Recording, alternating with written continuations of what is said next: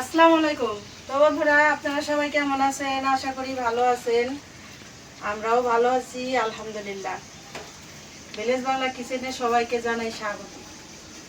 নতুন একটা ভিডিও শুরু করতেছি। ভিডিওটা প্রথম থেকে শেষ পর্যন্ত দেখেন আর এই বোনের সাথে থাকেন। তো এই যে আজকে বাজার নিয়ে আসছে পাট শাক আনছে আর হলো কচুরলতি, যে গরমের ভেতরে যে খাবারগুলি ভালো লাগে আজকে সেই রান্না করব। পাট শাক ভাজা আর হইলো এই যে কচুরলতি আনছি। কচুরলতিটা অনেক দিন পর, প্রায় রমজান মাসের আগে খাইছি কচুরলতি, আর অনেকদিন পর আনলো কচুরলতি। আর আনছে চিংড়ি মাছ। কচুরলতির সাথে যেটা হলো সবচেয়ে মানায় সেটা এই যে চিংড়ি মাছ আনছে। চিংড়ি মাছ তো সবসময় পাওয়া যায় না, এটাও এই যে এগুলি হলো নদীর চিংড়ি মাছ। মাছগুলি একটু কালো কালো। এই চিংড়ি মাছগুলো আবার স্বাদ আছে, এই যে ডিমওয়ালা চিংড়ি, ছোট হলে কি হইব, ডিম আছে। আর একটা মাছ আবার বড়। এই চিংড়ি মাছ দিয়ে কচুরলতি দিয়ে রান্না করবো আর পাট শাক ভাজা করবো। তাহলে সব রেডি করে নেই, তারপরে রান্না করা শুরু হইব। আপনারা আমাদের সাথে থাকুন, দেখতে থাকুন। এই পাশ দিয়ে পানি যাইতেছে ছল ছল করে, সুন্দর একটা শব্দ আসতেছে।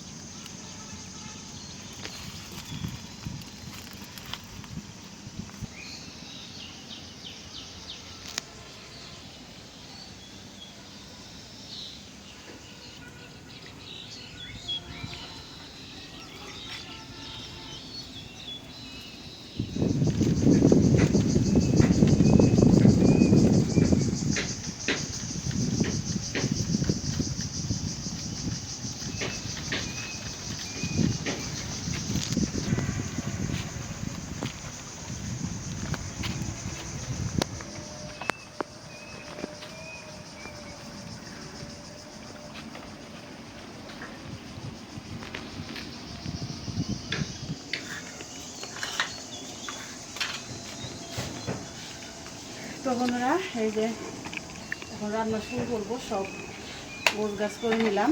এই যে কচুরলতি বাইসা ধুয়ে নিছি, পাট শাকও ওই যে বাইসা ধুয়ে নিছি, সবটাই রেডি করে নিছি। কড়াইটা গরম হয়ে গেছে, দিয়ে দিলাম সরিষার তেল। কচুরলতিটা সরিষার তেল দিয়ে রান্না করলে ভালো লাগে বেশি।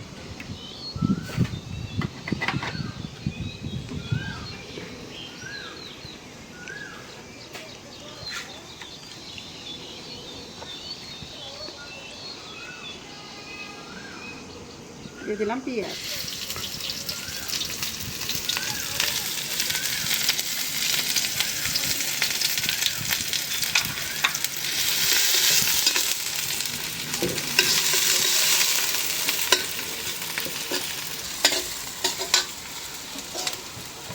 এখন দিয়ে দেবো এই যে চিংড়ি মাছ বাইছে আর এই যে ঝোগাগুলি বাইটা নিচ্ছি, দিয়ে দিলাম। তেলের সাথে একটু পেঁয়াজের সাথে ভাইবে নেই, আজকে আর খেয়ে দিয়ে দিলাম না, একসাথে দিয়ে দিলাম।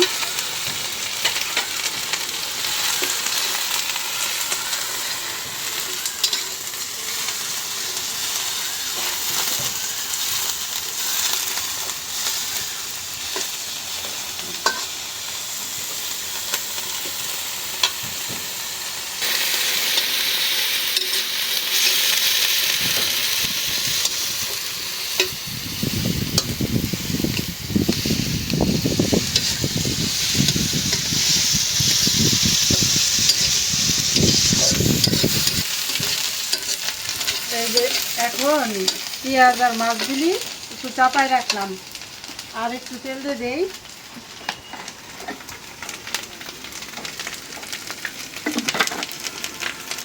এখন হলো রসুন ভাইজে নেব। এই যে রসুন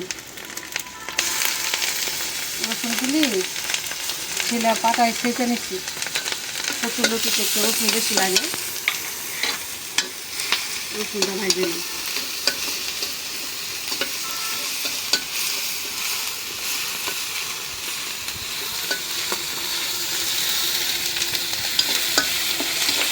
কালো কালারের চিংড়িগুলি ভাজলে লাল হয়ে যায়, সুন্দর হচ্ছে।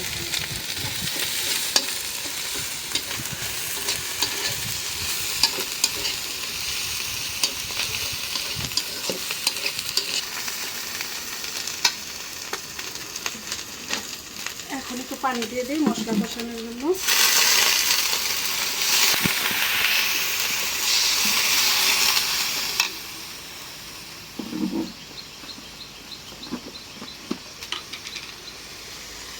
দিয়ে দিলাম লবণ,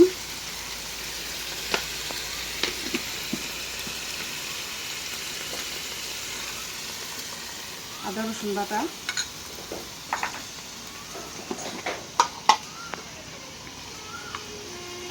হলুদের গুঁড়া। কচুরলতিতে মশলা হলুদ মরিচের গুঁড়াটা একটু কম দিব। দিয়ে দিলাম মরিচের গুঁড়া, সব অল্প অল্প দিলাম। দিয়ে দিলাম কাঁচামরিচ,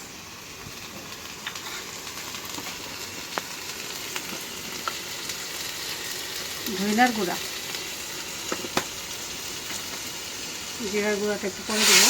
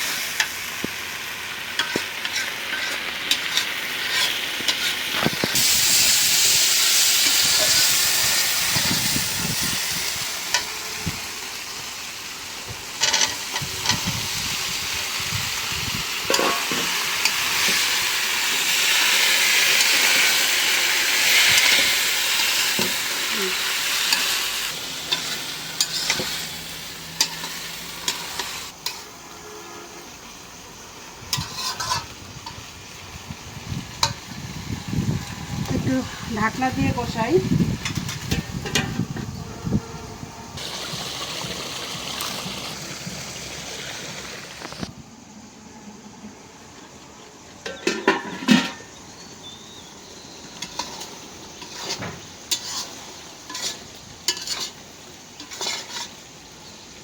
একটু পানি দিয়ে দিই অল্প একটু। যে সুন্দর একটা ফ্লেভার আসছে চিংড়ি মাছের।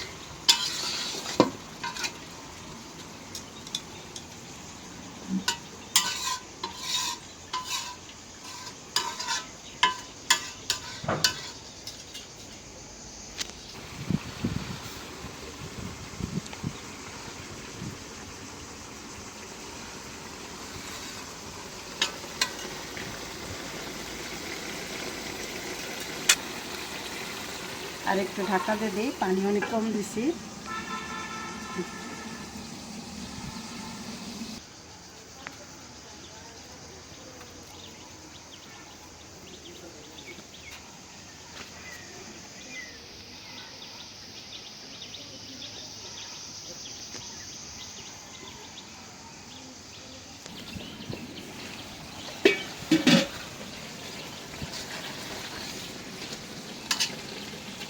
এখন একটু জিরার গুঁড়া দিয়ে দিই। আজকে জিরা বাটা দিই নেই, আস্ত জিরাও দিই নেই, শুধু একটু জিরার গুঁড়া দিয়ে দিই।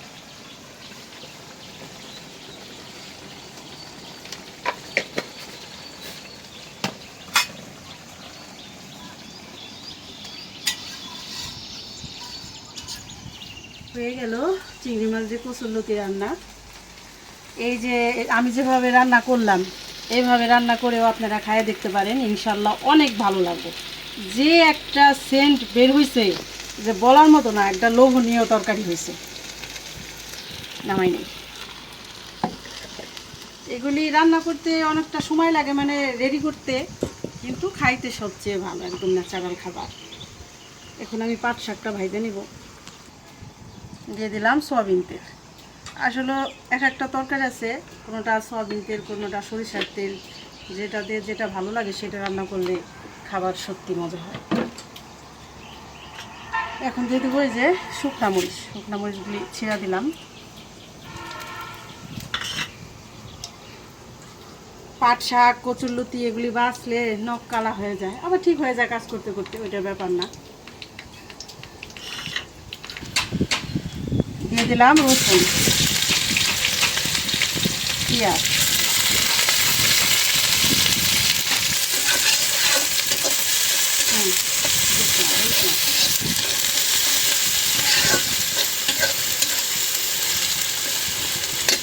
আমি পাট শাকে সবসময় পেঁয়াজটা বেশি দিই, কারণ মা পছন্দ করে পেঁয়াজ বেশি দিয়ে ভাজলে। দিয়ে দিলাম কাঁচামরিচ।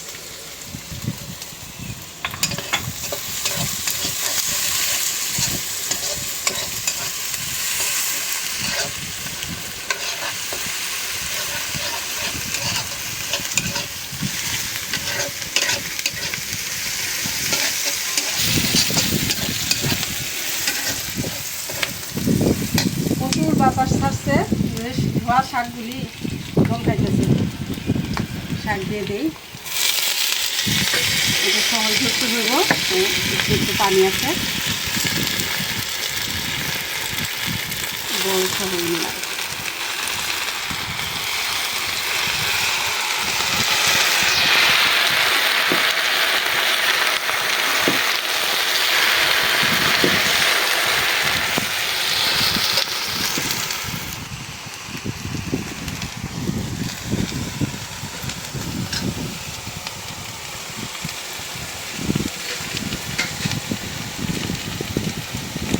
দিলাম লবণ।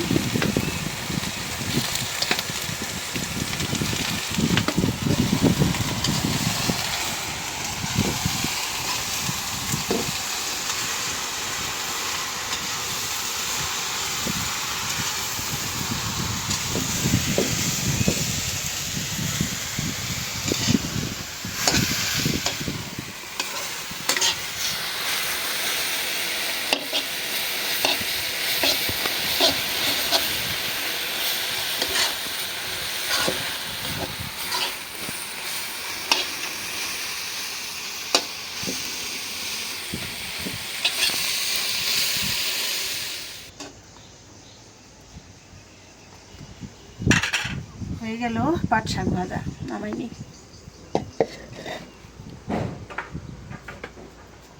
এই পাট শাকটা আবার এই যে একটা আছে না, একটু মিষ্টি মিষ্টি, তিতা লাগে না সেটা না, আমি একটু লবণ দেখছি, একটু তিতকু তিতকু। তো যাই হোক, গরমের ভিতরে যেটা একটু তিতকু লাগে সেটা খাওয়াই ভালো। তো রান্না বান্না তো হয়ে গেল।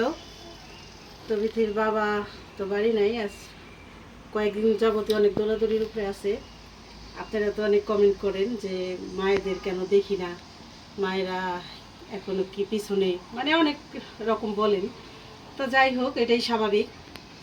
তো যেখান থেকে ফোন আসে বিথির বাবা চলে যায়, মানে একটা যাচাই বাছাইয়ের ব্যাপার আছে। আজকে গেছে হরিরামপুর গেছে, অনেকেই চিনবেন আবার অনেকেই চিনবেন না। ব্যাপারটা হলো, যদি একদম অসুস্থ হয়, মানে আমাদের গ্রামের ভাষায় বলে যে ঘরে পড়া, মানে নিজের কাজ নিজে করতে পারে না, যে ঘরের ভিতরে বাথরুম লাগে বা সব সময় একটা লোক লাগে সাথে, সেরকম হলে তো আমরা এখন আনতে পারি না। কারণ হলো আমাদের প্রতিষ্ঠানটা এখনো নতুন, আর আমরা হলো এভাবে করতেছি যে মায়েরা যার যার কাজটা শেষে করতে পারবো, মানে নিজে গোসলটা করতে পারবো, কাপড় চোপড়টা উঠানে ছড়াইতে পারবো, ঘরে নিতে পারবো, নিজে হাতে ভাত খাইবো, একটু হাঁটাহাঁটি করবো, এরকম আর কি আমরা করছি।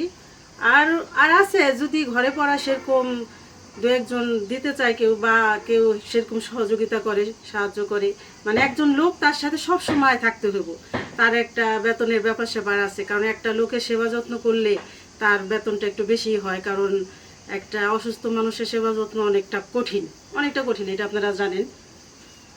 যাই হোক, এটা যাচাই বাছাই করার জন্য অনেক জায়গায় জায়গায় যাইতেছে বিথির বাবা।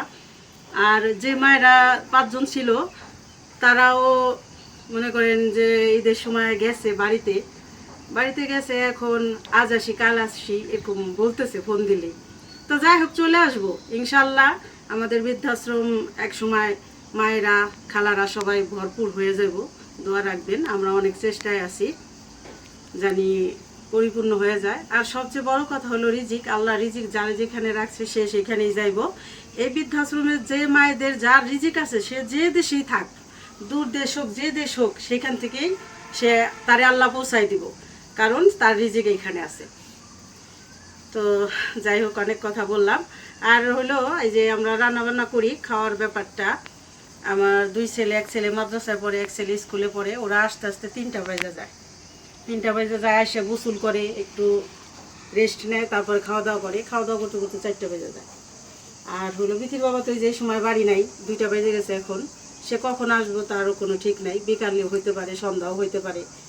আর আব্বা নামাজ পড়ে চলে আসছে, আমি এখন সব কাজটা সেরে আব্বারে খাইতে দিয়ে দিব। তো অনেক কথাই বললাম, আর ভিডিওটা বড় না করি। আপনারা ভালো থাকবেন, সুস্থ থাকবেন, আমাদের পাশে থাকবেন। আর আমাদের ভিডিওটা যদি ভালো লাগে একটু বেশি বেশি করে শেয়ার করে দিবেন, আমাদের চ্যানেলটিকে সাবস্ক্রাইব করবেন। দেখা হবে পরের ভিডিওতে। আল্লাহ হাফেজ।